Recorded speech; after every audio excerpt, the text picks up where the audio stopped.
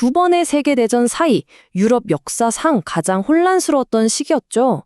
바로 이 격동의 시대에 유럽의 사회주의는 정말 뼈아픈 분열과 실패를 겪게 됩니다. 그런데요, 바로 그 절망 속에서 아주 예상치 못한 방식으로 구원을 찾고 미래를 완전히 바꿔놓게 되거든요. 이 역설적인 여정, 지금부터 저와 함께 따라가 보시죠. 안녕하세요. 정치경제연구소 대안의 연구원 유승경입니다. 이 영상은 전체 5편으로 구성된 시리즈 가운데 세 번째 편입니다. 제1편에서는 사회주의의 기원과 19세기 사회주의 이념의 발전 과정을 살폈고, 제2편에서는 제1차 대전에 따른 사회주의 이념의 분열, 러시아 혁명, 그리고 스탈린에 의한 소련 체제의 성립 과정을 살펴보았습니다. 이어서 제3편에서는 제1차 대전과 제2차 대전 사이의 시기에 유럽 사회주의 진영이 겪은 동료와 투쟁의 전개 과정을 살펴보겠습니다. 자, 그럼 오늘 우리가 함께 따라가 볼 여정은 이렇습니다.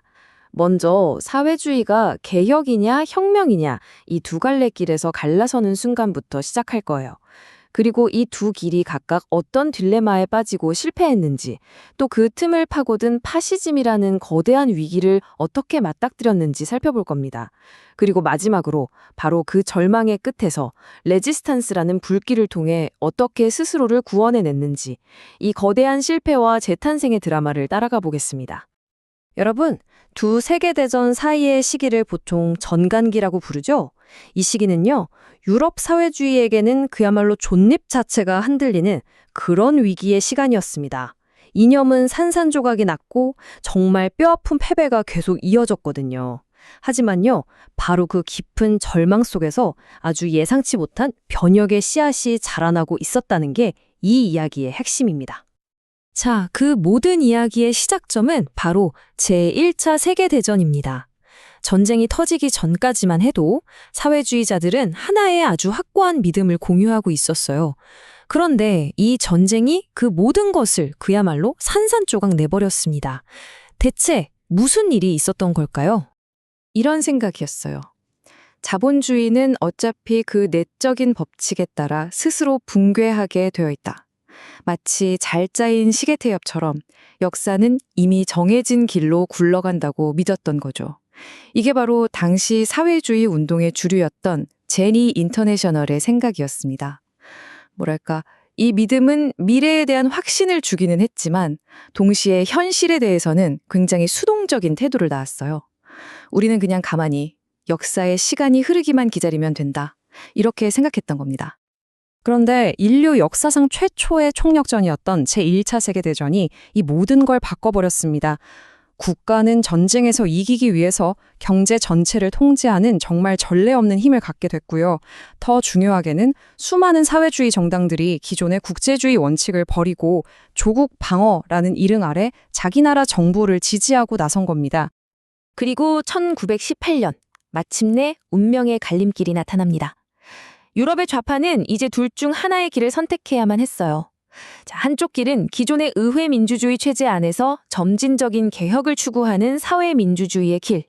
그리고 다른 한쪽 길을 러시아처럼 혁명을 통해 기존 체제를 완전히 뒤엎으려는 공산주의의 길이었죠. 바로 이 순간의 선택으로 이들은 다시는 돌아올 수 없는 서로 다른 길을 걷게 됩니다. 자, 이렇게 완전히 다른 길을 가게 된 두 운동, 어땠을까요? 안타깝게도 1920년대에 들어서면서 두 진영 모두 각자의 목표를 이루는데 큰 어려움을 겪고 결국에는 실패라는 벽에 부딪히게 됩니다. 아마 가장 큰 비극은 독일에서 일어났을 겁니다. 권력을 잡게 된 사회민주당이 혁명이 아니라 질서를 선택한 거죠. 정말 아이러니하게도 사회주의자들이 만든 정부가 자기들보다 더 급진적인 사회주의자 그룹, 바로 스파르타쿠스단의 봉기를 군대를 동원해서 진압해버린 겁니다. 이 과정에서 로자 룩셈부르크 같은 저명한 혁명가들이 목숨을 잃었고요. 좌파 내부의 균열은 이제 피로 얼룩지면서 정말 돌이킬 수 없는 지경에 이르게 됩니다. 자, 그럼 반대편은 어땠을까요? 공산주의자들은 레닌이 제시한 아주 엄격한 21개 조건이라는 걸 받아들여서요. 코민테른, 그러니까 국제공산당 본부의 지도를 받는 정당들을 각국에 만들었습니다. 이들의 특징은 개혁을 추구하는 사회민주주의자들을 동지가 아니라 아예 적으로 규정했다는 거예요. 그리고 오직 혁명의 그날만을 기다리는 굉장히 경직된 조직이 되어갔습니다. 그런데 이 개혁주의 노선에는요, 사실 치명적인 약점이 하나 있었습니다. 그건 바로 자본주의가 안정적으로 성장한다는 전제 위에서만 가능하다는 거였죠. 그런데 1929년 대공황이 터지면서 그 전제가 그냥 뿌리째 흔들려 버립니다. 사회민주주의자들은 정말 이러지도 저러지도 못하는 딜레마에 빠졌어요. 무너지는 자본주의를 구하자니 자기 이념을 부정하는 셈이고, 그렇다고 이 기회에 혁명을 일으킬 힘이나 의지도 없었죠. 결과는 어땠을까요? 그야말로 완전한 정치적 마비 상태에 빠져버린 겁니다. 그리고 바로 이 정치적 마비와 끝없는 분열이라는 토양 위에서 유럽 역사상 가장 어두운 그림자, 바로 파시즘이 무럭무럭 자라나기 시작합니다. 1933년, 이 숫자는 유럽의 민주주의와 좌파 진영 모두에게 거대한 재앙의 시작을 알리는 해였습니다. 히틀러가 어떻게 권력을 잡을 수 있었을까요? 여러 원인이 있겠지만 그중 하나는 바로 좌파의 치명적인 분열이었습니다. 특히 코민테른, 즉 공산주의 진영은 사회민주주의를 뭐라고 불렀냐면 사회파시즘이라고 불렀어요. 진짜 파시즘보다 더 위험한 주된적이라고 본 거죠. 이렇게 사회민주당과 공산당이 서로를 향해 총구를 겨누고 싸우는 동안 바로 그 틈을 비집고 나치는 너무나도 손쉽게 합법적으로 권력을 장악해버렸습니다. 자, 이렇게 모든 것이 무너져 내린 그야말로 패배의 나락이었죠. 그런데 정말 역설적이게도 전쟁이라는 이 거대한 시련이 좌파에게 완전히 새로운 존재 이유를 던져줍니다. 바로 이 지점에서 이야기의 흐름이 180도 바뀌게 됩니다. 1941년 히틀러가 소련을 침공합니다. 그러자 스탈린은 이 전쟁의 성격을 반파시즘 전쟁으로 규정하죠. 그리고 여기서 정말 놀라운 역설이 펼쳐져요. 뭐냐면 그동안 공산당을 억압하고 경직된 조직으로 만들었던 스탈린주의의 그 강철 같은 규율 있잖아요. 이게 비밀리에 움직여야 하는 지하 저항 활동, 즉 레지스탕스에는 더할 나위 없이 강력한 무기가 되었던 겁니다. 정말 아이러니하죠. 독재를 위한 도구가 저항의 가장 효과적인 도구가 된 셈이니까요. 이들은 순식간에 유럽 레지스탕스의 핵심 세력으로 떠오릅니다. 이 레지스탕스 활동을 통해서 공산주의자들의 이미지가 완전히 바뀌게 됩니다.